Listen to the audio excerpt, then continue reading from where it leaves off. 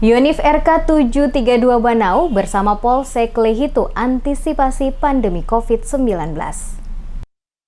Yonif RK732 Banau bersama Polsek Lehitu antisipasi pandemi COVID di wilayah Kecamatan Lehitu mengadakan sejumlah kegiatan bersama untuk membantu masyarakat mengurangi beban masyarakat di tengah pandemi COVID yang saat ini sementara melanda di Indonesia termasuk di Maluku. Bersama dengan personil dari Polsek Lehitu, Yonif RK732 Banau melaksanakan pembagian sembako dan masker kepada masyarakat negeri Wakal dan Hitu guna membantu mereka di tengah pandemi COVID saat ini, sekaligus memberikan sosialisasi agar masyarakat dapat menggunakan masker. Personil Yonif RK732 Banau juga melakukan pemeriksaan kesehatan kepada warga terutama para lansia dan pembagian masker, serta pemeriksaan suhu tubuh pada lokasi tempat pos tim gugus tugas COVID bagi warga yang melintas di kawasan tersebut. Masyarakat juga diajak untuk selalu peduli akan kebersihan, baik itu bagi diri sendiri maupun pada lingkungan sekitar. Salah satu ajakan adalah selalu mencuci tangan setiap saat menggunakan sabun dan air mengalir.